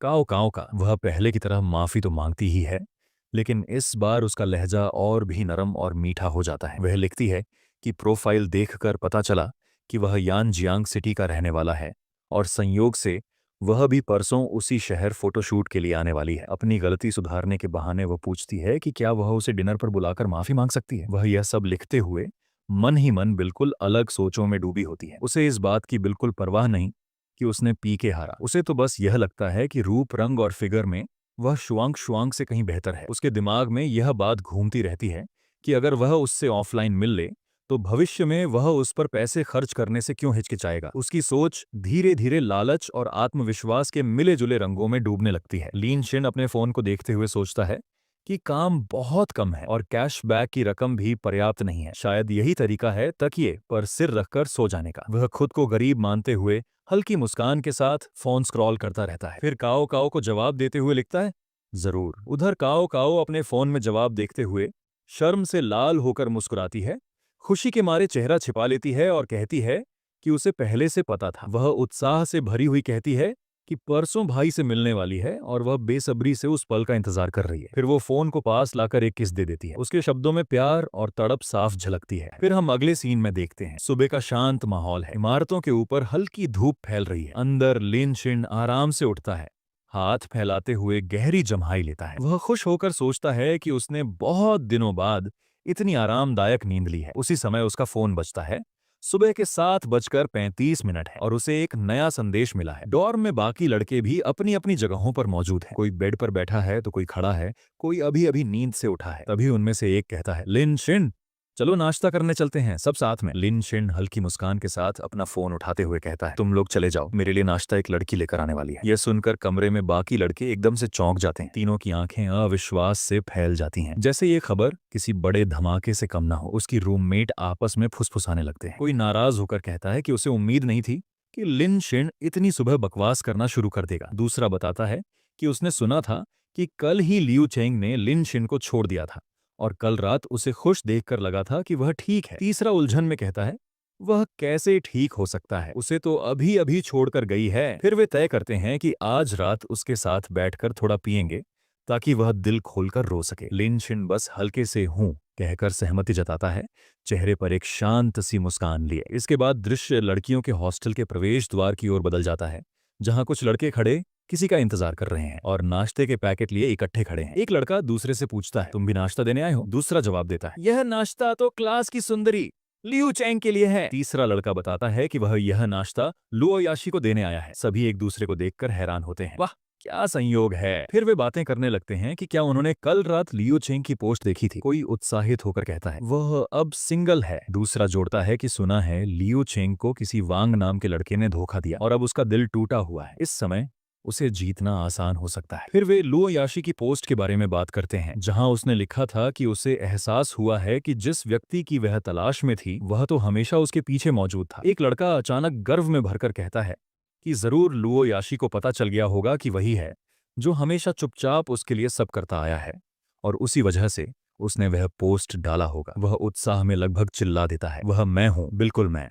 एक लड़का घमंडी सी हंसी के साथ आगे बढ़ता है, वह सीनियर वांग जिन है। बाकी लड़के तुरंत उसे देखकर हैरान हो जाते हैं। वांग जिन के आते ही किसी ने चुटकी ली, सीनियर, आप और उस कसकर पीछे भागने वाले लड़के में फर्क ही क्या है? दूसरा कहता है, क्या तुम्हें पता नहीं कि लिन शिन के साथ क्या हुआ था? वह किसी ऐसे लड़के से कभी नहीं मिलेगी जो उसके पीछे यूं ही भागता रहे। कोई उत्सुक होकर पूछता है, लिन शिन कौन है? फौरन जवाब आता है, अरे वही जो 3 साल से लियू चेंग के पीछे भाग रहा था। फिर कोई वांग जिन से पूछता है, सीनियर, क्या आप लुओ याशी को नाश्ता देने नहीं आए? वांग जिन तिरस्कार भरे स्वर में कहता है कि क्या वह भी कोई नाश्ता कहलाता है। वह गर्व से बताता है कि असली नाश्ता तो milk capped light sweet low calorie macaron होता है, जो उसने लीड्स के फ्रेंच रेस्तरां से खरीदा है, जिसकी कीमत 600 युआन है। दूसरे लोग हैरानी से उसकी महंगी पसंद देखकर दंग रह जाते हैं। वह आगे समझाता है कि लड़कियों को प्रभावित करने के लिए पैसा खर्च करना जरूरी है। अगर कोई सिर्फ कुछ डॉलर रोज खर्च करेगा और साल भर चिपका रहेगा तो लड़की उसे कंजूस समझेगी, लेकिन अगर कोई रोज लाखों डॉलर खर्च कर दे तो वह एक हफ्ते में लड़की को हासिल कर सकता है। उसी दौरान कोई उत्साहित होकर चिल्लाता है कि वे आखिरकार आ गई हैं। दो खूबसूरत लड़कियां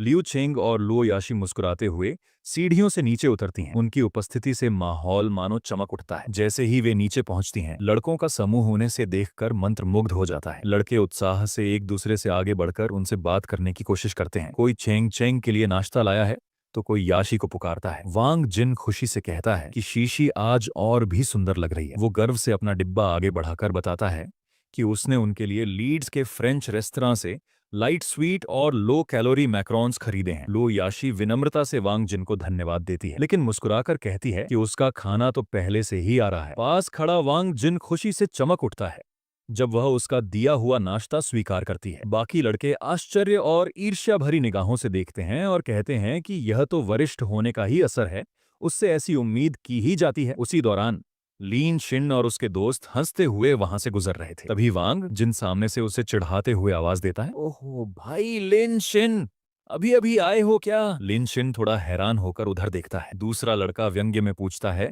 कि क्या वह भी लियू चेंग के लिए नाश्ता लाना चाहता है। फिर वह याद दिलाता है कि कल ही लियू चेंग ने उसे ठुकरा दिया था। लिन शिन नाम सुनते ही सोच में पड़ जाता है कि फिर वही वांग जिन उसे ताना मार रहा है। उसका दोस्त आगे चुभता हुआ कहता है कि इसमें नया क्या है, आखिर लिन शिन पिछले 3 साल से उसके पीछे भाग ही रहा है। एक लड़का मुस्कुराकर बताता है कि चेंग चेंग तो अपना खाना पहले ही ऑर्डर कर चुकी है। तभी वांग जिन भी ताना मारते हुए कहता है कि लिन शिन देर से आया है, इसलिए बेहतर होगा कि वह अगली बार थोड़ा जल्दी आए। लेकिन तभी लुओ याशी खुद लिन शिन की ओर मुड़ती है। वह नरम आवाज में पूछती है कि क्या उसने अभी तक नाश्ता नहीं किया। लिन शिन हैरानी से बताता है कि आज सुबह तो तुमने खुद मैसेज भेजा था, कहा था कि तुम मुझे ट्रीट देना चाहती हो। लिन शिन की बात सुनकर पास खड़े उसके दोस्त अविश्वास में एक दूसरे को देखते रह जाते हैं। उन्हें भरोसा ही नहीं होता कि वह सच बोल रहा है, लेकिन उसके लहजे से लगता है कि यह मजाक नहीं है। कुछ तो अचंभे में अपने होंठ काटते हुए मान लेते हैं कि शायद वह सच कह रहा है। एक लड़का तो सदमे में बड़बड़ाता है कि क्या वह सपना देख रहा है, क्योंकि ऐसा तो कभी नहीं हुआ। तभी माहौल अचानक बदल जाता है। आतिशबाजी जैसे भाव उनके चेहरों पर फट पड़ते हैं जब सबकी नजरें याशी पर जाती हैं। लियू चेंग भी उससे गुस्से में घूरते हुए कहती है, वो याशी। उसी समय एक डिलीवरी बॉय सामने आकर पूछता है, क्या आप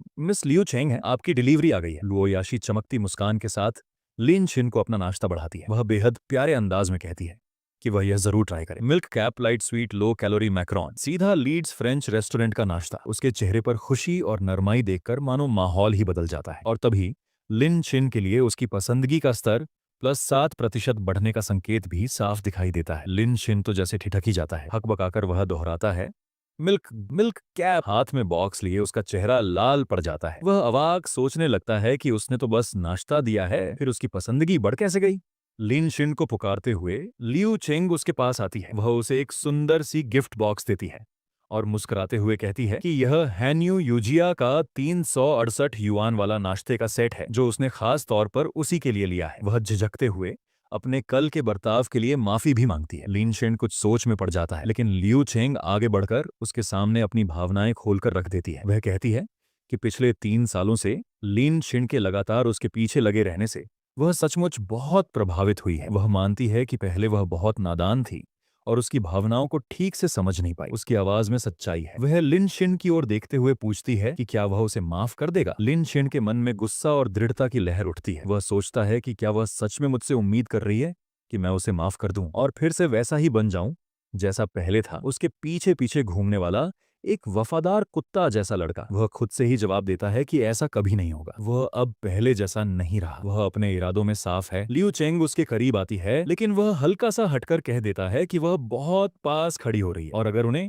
टीचर्स ने इस तरह देखा तो यह ठीक नहीं लगेगा। लियू चेंग समझती है कि लिन शिन ने उसे इसलिए रोका क्योंकि वह अब भी उसके लिए कुछ महसूस करता है। उसे लगता है कि उसकी उम्र को लेकर उसकी चिंता ही इस बात का सबूत है। दूसरी तरफ लुओ याशी मन ही मन हंसती है और सोचती है कि लियू चेंग की ये पुरानी नखरों वाली चालें इस बार काम नहीं आने वाली और जो कुछ भी हुआ वह सब उसकी वजह से हुआ है। दोनों अपनी अपनी तरफ से यह यकीन कर बैठती हैं कि लिन शिन वाकई उन पर फिदा है। दोनों की उसके प्रति पसंदगी अचानक बढ़ जाती है। लियू चेंग की पसंदगी का स्तर +70% और लुओ याशी की पसंदगी का स्तर +10% बढ़ने का संकेत दिखाई देता है, जिससे लिन शिन पूरी तरह हैरान होकर सोचने लगता है कि आखिर दोनों का उसके प्रति लगाव एक साथ कैसे बढ़ गया। यह बात उसकी समझ से बाहर है। उधर अन्य छात्र आपस में हैरान होकर चर्चा कर रहे हैं कि आखिर यह क्या स्थिति है। क्या दोनों लड़कियां सच में लिन शिन को लेकर झगड़ रही हैं? क्या वह लड़का इतना भी खास है? सुबह का माहौल गर्म हो जाता है जब दोनों लड़कियां एक साथ जिद करने लगती हैं। एक कहती है कि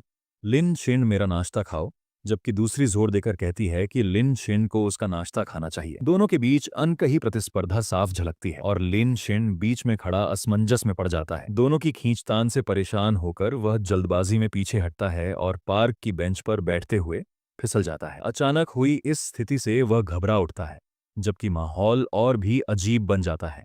लिन शिन अभी संभल ही रहा होता है कि लियू चेंग उसके बेहद पास झुककर उसे मनाने की कोशिश करती है। उसकी नजदीकी से लिन शिन घबरा जाता है, जबकि लुओ याशी का चेहरा गुस्से से भर उठता है। वह हैरानी और नाराजगी के मिले जुले भाव से उसका नाम पुकारती है। उधर वांग जिन, जो दूर से यह दृश्य देख रहा है, पूरी तरह स्तब्ध रह जाता है। उसे विश्वास ही नहीं होता कि ये दोनों लड़कियां एक ही लड़के के लिए इस तरह लड़ रही हैं, और वह लड़का कोई और नहीं बल्कि लिन शिन है। वह समझ नहीं पाता कि यह सब कैसे और क्यों हो रहा है, और हताशा में उसके मुंह से सिर्फ यही निकलता है, आखिर क्यों? लिन शिन बेफिक्र सा मुस्कुराते हुए अपना हाथ उठाता है और अपनी मिडिल फिंगर दिखाकर कहता है कि क्या वे इसी की बात कर रही थीं। वह मजाकिया अंदाज में बताता है कि पिछली रात उसने फोन पर 1300 से भी ज्यादा बार क्लिक किया था, और अब उसकी उंगली बहुत अकड़ गई है। लेकिन गनीमत है कि आज उसे कोई खाना खिला ही रहा है। उसके इस अंदाज से दोनों लड़कियां एक पल को चौंक जाती। तभी लियू चेंग आगे बढ़कर हल्के से तंज में पूछती है कि क्या उसके हाथ में खुजली हो रही है, और झुककर कहती है कि जरा उसे दिखाए तो सही। लुओ याशी मुस्कुराते हुए लिन शिन के सामने झुकती है और उसे प्यारे अंदाज में मुंह खोलने के लिए कहती है, लिन शिन बोलो, मानो किसी बच्चे को खाना खिला रही हो। दूसरी तरफ भीड़ में खड़े छात्र इस नजारे से हैरान रह जाते हैं। दोनों लड़कियां एक साथ लिन शिन को खिला रही हैं। सबसे ज्यादा चर्चा लुओ याशी के अंदाज की होती है। छोटी स्कर्ट पहनकर वह नीचे बैठी है और दूर से देखने वालों को लगता है कि लिन शिन की नजरें जाने कहां पड़ रही होंगी। कई लड़के जलन से तिलमिला उठते हैं। कोई आह भरते हुए कहता है कि उनकी आंखें तो बस इस दृश्य का लुत्फ ले रही हैं, जबकि लिन शिन का मुंह असली खाने का मजा पा रहा है। काश वे उसकी जगह होते। अंत में एक लड़का उत्तेजित होकर लगभग चिल्ला देता है कि यह तो बड़ी खबर है, बहुत ही बड़ी। लोयाशी बहुत करीब आकर लिन शिन के कान के पास धीरे से फुसफुसाती है कि वह बाद में इसका रंग बदल देगी। उसकी सांस और आवाज इतनी पास है कि लिन शिन पूरी तरह शर्मा जाता है और हकबका सा रह जाता है। उधर दूर खड़ा सीनियर लड़का वांग जिन इस पूरी स्थिति को देखकर इतना ज्यादा हक्का बक्का और प्रभावित हो जाता है कि अचानक उसके मुंह से जोरदार तरीके से खून की धार निकल जाती है। उसके आसपास खड़े छात्र अविश्वास में चिल्ला उठते हैं कि सीनियर वांग जिन ने खून उगल दिया। घबराए हुए कुछ छात्र तुरंत चिल्लाकर कहते हैं कि कोई स्कूल के डॉक्टर को बुलाए फौरन। फिर दो नर्स आकर एक स्ट्रेचर पर वांग जिन को वहां से ले जाते हैं। लेकिन उसी जगह पर सबसे ज्यादा ध्यान आकर्षित कर रहा है लियू चेंग, साहित्य विभाग का लोकप्रिय लड़का लिन शिन। वह दो लड़कियों के साथ खड़ा है, जिनमें से एक लुओ याशी उसे बड़ी सहजता से अपने हाथ से खाना खिला रही है, जबकि दूसरी लियू चेंग उसके पास खड़ी मुस्कुरा रही है। वहां से गुजरने वाले लोग उन्हें देखकर हैरान हैं। कुछ ही देर बाद यह तस्वीर कैंपस के पोस्ट बार पर वायरल हो जाती है। हेडलाइन बनती है, धमाका, साहित्य विभाग के लियू चेंग और उसकी बेस्ट फ्रेंड ने लिन शिन के साथ नाश्ते के लिए साथ समय बिताया। पोस्ट पर छात्रों की टिप्पणियां बाढ़ की तरह आने लगती हैं। कोई उत्साहित होकर कहता है, oh my God, Liu Cheng. दूसरा हैरान है, ये आखिर हो क्या रहा है? ये तस्वीर असली है? मैं विश्वास नहीं कर सकता। किसी ने शक जताया, लिन शिन तो दूसरे जनरेशन वाला अमीर लड़का है ना, नहीं तो ऐसा मौका उसे कैसे मिलता? एक और टिप्पणी आती है, मैं वहीं था। वो कह रहा था कि उसने पिछली रात 1600 से ज्यादा बार मोबाइल चेक किया और उसके हाथ में दर्द हो गया, इसलिए उसे आराम की जरूरत है। लेकिन जवाब में कोई लिहाज के बिना लिख देता है, तुम ऐसी बेकार बातों पर यकीन कर भी कैसे सकते हो? कैंपस पोस्ट बार पर एक नई खबर फिर से टहलका मचा देती है। इस बार शीर्षक आता है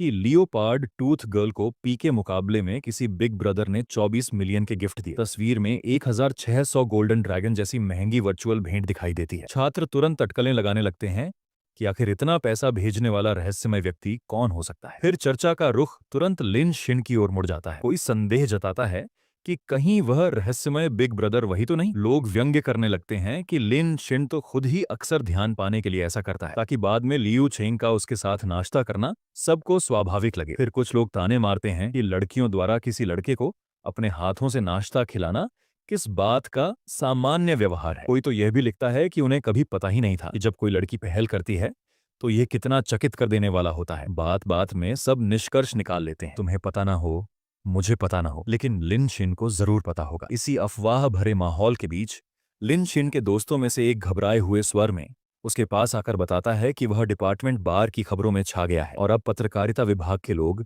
उसे इंटरव्यू करने के लिए आ रहे हैं। बात सुनकर लिन शिन की पूरी दुनिया जैसे जमकर रुक जाती है। उसे यकीन ही नहीं होता और उसके मुंह से सिर्फ यही निकलता है, नहीं, यह नहीं हो सकता। पत्रकारों के आने की खबर सुनते ही लिन शिन घबराकर वहां से भाग निकलता है। पीछे से लियू छेंग और लुओ याशी उसे रोकने की कोशिश करती है, लेकिन वह किसी भी तरह से बचकर गायब हो जाना चाहता है। वे उसे जाते हुए देखकर बेबस पुकारती हैं, पर वह रुकता नहीं। दोनों सहेलियां चिंतित होकर बात करती हैं। उनका मानना है कि लिन शिन हमेशा से ही चुपचाप और लो की रहने वाला अमीर लड़का रहा है, जिसे दिखावा करना बिल्कुल पसंद नहीं है। वे परेशान हैं क्योंकि उनकी वजह से खबरें फैल गईं और लिन शिन का नाम जरूरत से ज्यादा उछल गया, जिससे वह नाराज हो गया। उनमें से एक कहती है कि अगर उन्होंने वांग जिन को इतना गुस्सा नहीं दिलाया होता कि वो लगभग खून उगलने की हालत में पहुंच जाए, तो बातें इतनी बढ़ती ही नहीं। उधर लिन शेन हल्के कदमों से छिपकर देखने की कोशिश करता है और खुद को समझाता है कि शायद पत्रकारिता विभाग के लोग अभी तक उसका पीछा नहीं कर पाए होंगे, लेकिन उसके चेहरे और अंदाज से साफ है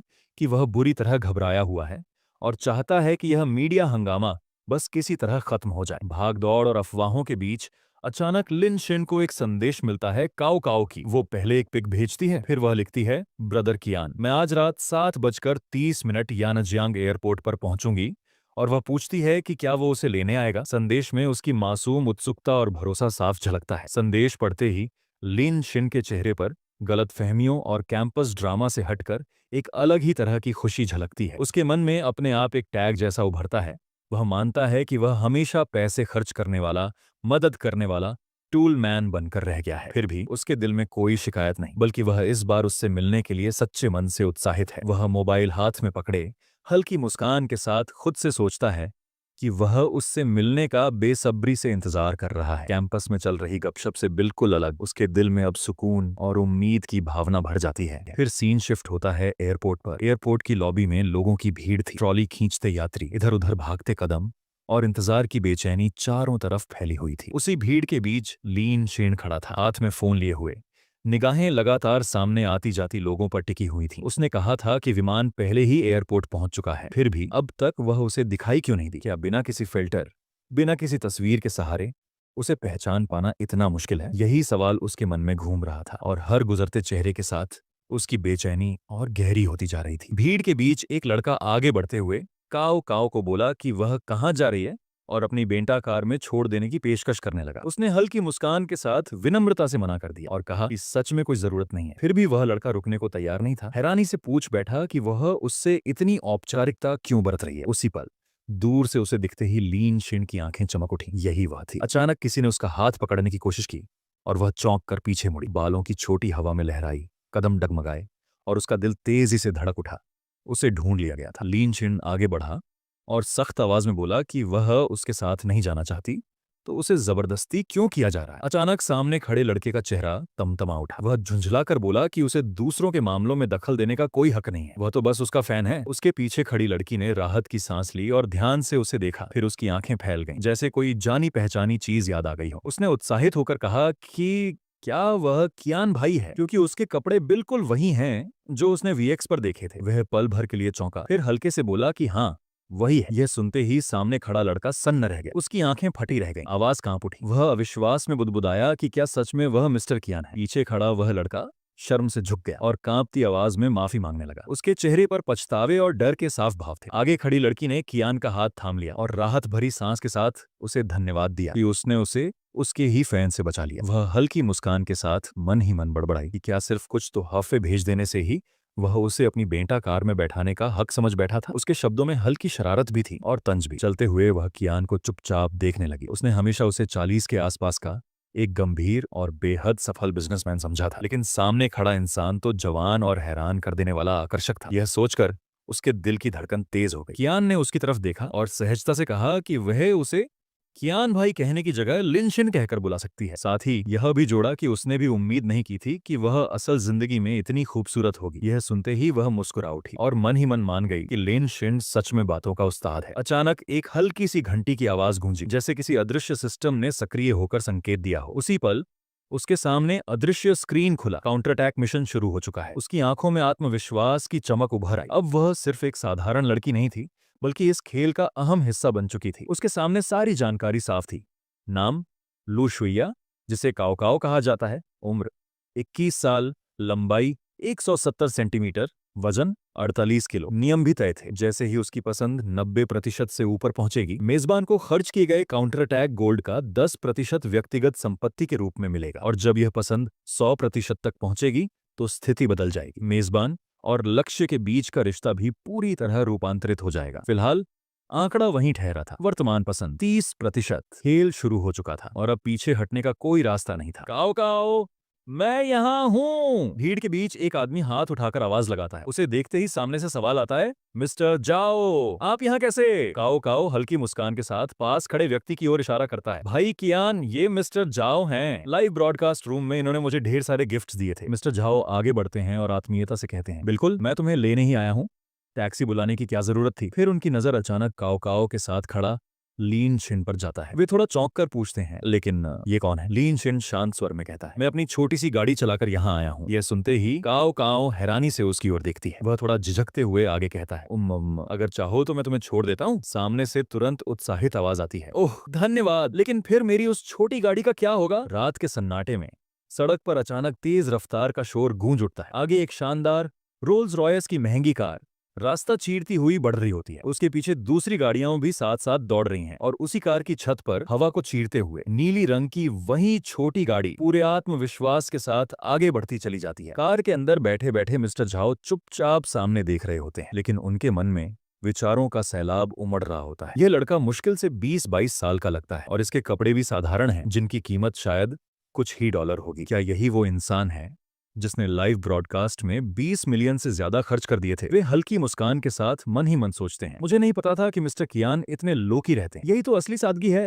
है ना? फिर वे सहज अंदाज में बात आगे बढ़ाते हैं। काओ काओ को तो मिस्टर कियान की छोटी गाड़ी लेने में कोई आपत्ति नहीं होती, लेकिन इतने सारे सामान के साथ कार में जाना ज्यादा सुविधाजनक है। वे सामने बैठे लीन शिन की ओर देखते हुए पूछते हैं, है ना मिस्टर कियान? बिना किसी झिझक के वह शांति से जवाब देता है, मिस्टर झाओ सही कह रहे हैं। पीछे बैठी काओ काओ चुपचाप यह सब सुन रही होती है। उसकी नजर धीरे धीरे उस लड़के पर टिक जाती है। उसकी आंखों में हल्की हैरानी और जिज्ञासा उभर आती है। क्या ये सच में मिस्टर कियान है? चमचमाती रोशनी के बीच कार रुकती है। सामने एक आलीशान इमारत खड़ी होती है और उसी कार की छत पर नीली रंग की वही छोटी गाड़ी अब भी बड़े आराम से रखी हुई होती है। दरवाजा खुलते ही काओ काओ पूरे उत्साह के साथ आगे बढ़ती है। चेहरे पर चमकती मुस्कान, आंखों में आत्मविश्वास और हाथ हिलाते हुए वह खुशी से बोल उठती है, हेलो एवरीवन। उसके कदमों में जरा भी झिझक नहीं होती, जैसे यह जगह उसके लिए बिल्कुल जानी पहचानी हो। उसके पीछे पीछे लीन शिन भी अंदर आता है। उसका चेहरा अब भी शांत है, लेकिन नजरें सामने के माहौल को ध्यान से परख रही होती हैं। भीड़, रोशनी और माहौल सब कुछ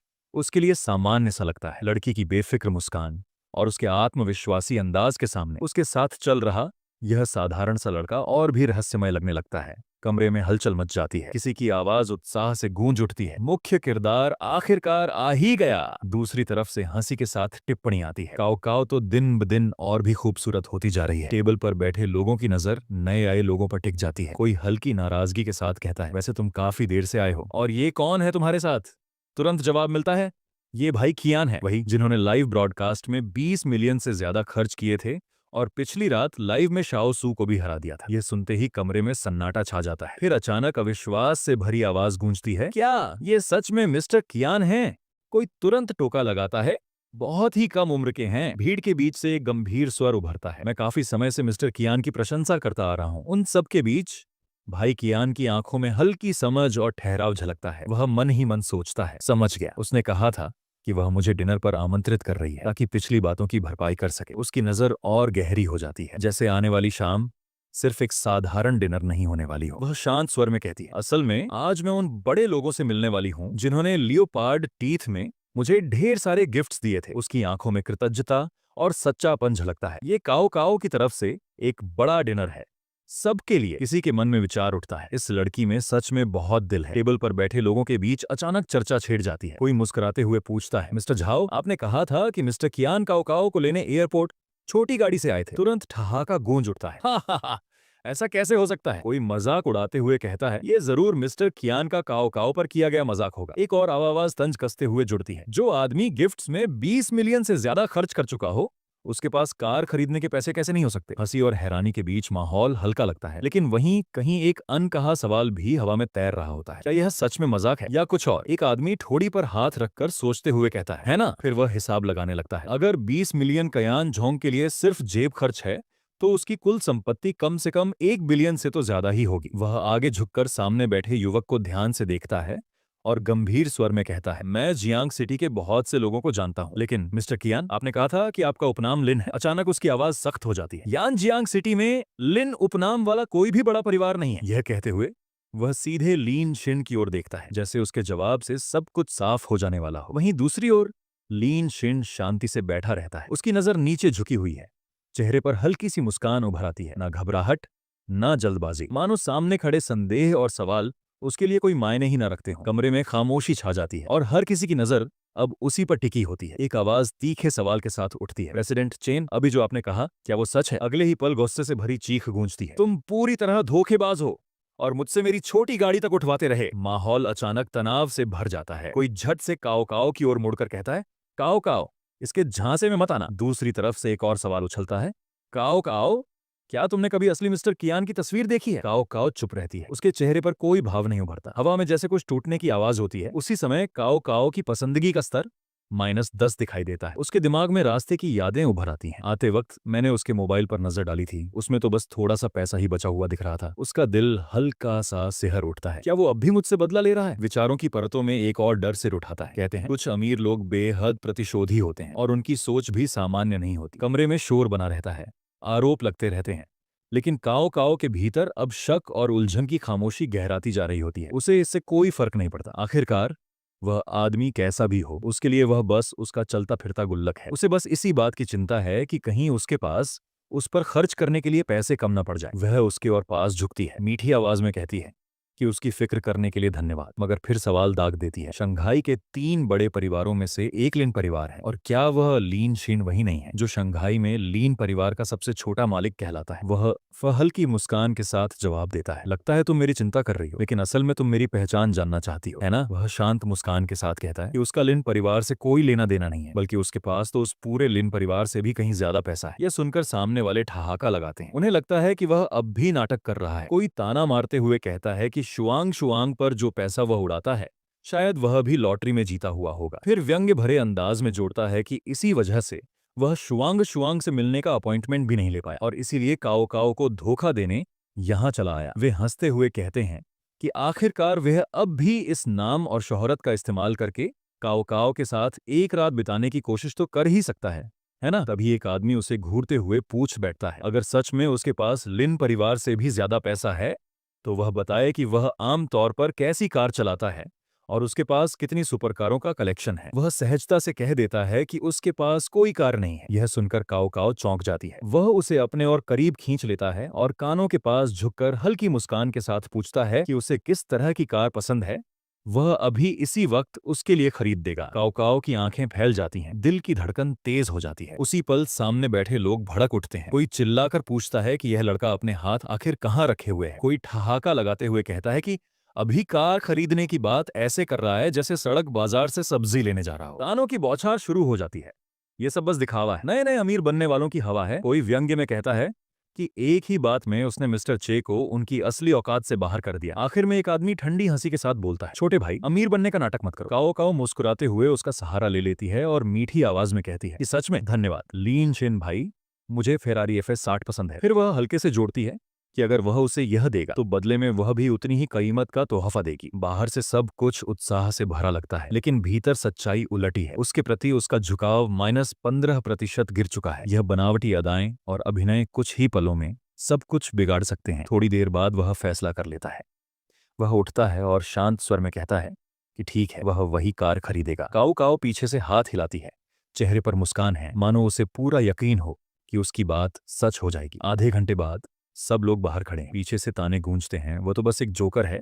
क्या सच में वह कोई गाना गाने भी जाएगा? कोई हंसते हुए कहता है कि उस बदनाम लीन शिन ने खुद को मूर्ख बना लिया। काओ काओ बस हल्के से ठीक है कहती है, मगर मन ही मन झुंझलाती है। यह लीन शिन वाकई अजीब है। उसमें थोड़ी सी उम्मीद अब भी थी। तभी अचानक आसमान की ओर से तेज रोशनी फट पड़ती है। लोग चौंक जाते हैं, ये क्या हो रहा है? सबकी नजरें उसी दिशा में टिक जाती हैं। चमकते उजालों के बीच वह शख्स शांत कदमों से आगे बढ़ता है। बारिश जैसी रोशनी उसके चारों ओर गिर रही है। उसके सामने खड़ी है एक लाल सुपरकार, उसकी सतह पर लाइट्स चमक रही हैं। अगले ही पल सड़क पर एक के बाद एक महंगी गाड़ियां आकर रुकने लगती हैं, पीली, लाल, सफेद। सुपरकारों की कतार लग जाती है, इंजन की गर्जना हवा को चीर देती है, भीड़ सन्न रह जाती है, काव काव की आंखें फैल जाती हैं, सांस अटक जाती है। अभी तक जो आदमी मजाक समझा जा रहा था वही अब रोशनी और शोर के बीच खड़ा है, और उसके सामने खड़ी हैं ऐसी कारें जिनकी कीमत सुनकर भी लोग कांप जाए। एक आदमी घबराकर सबसे माफी नहीं मांगता है और कहता है कि अभी आगे बढ़ पाना मुमकिन नहीं है, क्योंकि रास्ता लाखों की कीमत वाली कारों से पूरी तरह भर चुका है। वह उत्साह से आगे झुककर बताता है कि जब मिस्टर न्यू ने कहा था कि उन्हें एक स्पोर्ट्स कार खरीदनी है, तो उन्होंने दुकान की सारी कारें यहां मंगवा दी ताकि वे आराम से चुन सकें। यह तो उनकी जिम्मेदारी है।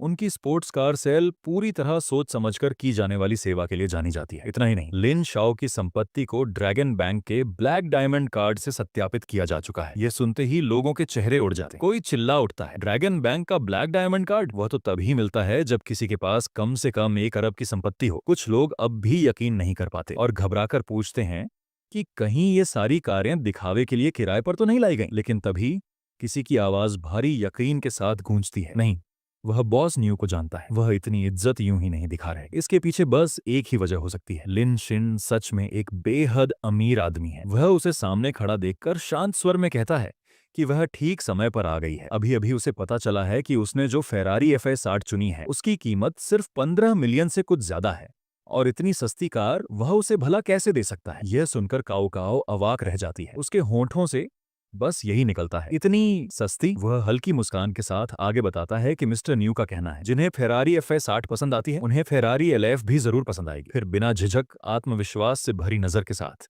वह फैसला सुना देता है, इसलिए वह उसे फेरारी LF देगा। उसके हाथ बढ़ते ही सौदा पूरा हो जाता है। चमकती रोशनी के बीच घोषणा गूंज उठती है, 32 मिलियन युआन की भुगतान पूरा हुआ। लाल फेरारी की चमक के सामने लीन शिन शख्स निडर खड़ा है, एक हाथ कमर पर, दूसरा आगे बढ़ा हुआ। आसपास खड़े लोग स्तब्ध रह जाते हैं, कुछ की सांसें अटक जाती हैं, कुछ के चेहरे पीले पड़ जाते हैं। यह अब कोई दिखावा नहीं रह गया था, यह ऐलान था, पैसे का, ताकत का और उस हैसियत का जिसे अभी तक सबने हल्के में लिया था।